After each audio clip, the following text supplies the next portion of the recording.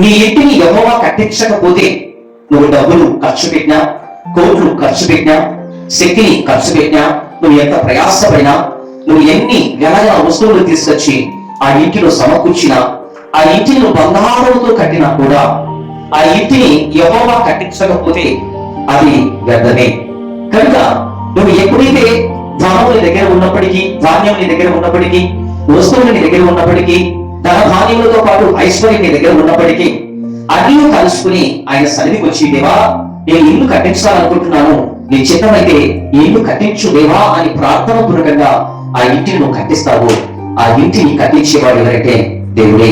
కనుక అనుకోవచ్చు, ఈ ఇల్లు నేను శక్తితో కట్టించాను, డబ్బుతో కష్టించాను, కష్టపడి కట్టించాను, నా జీవితంతో కట్టించాను.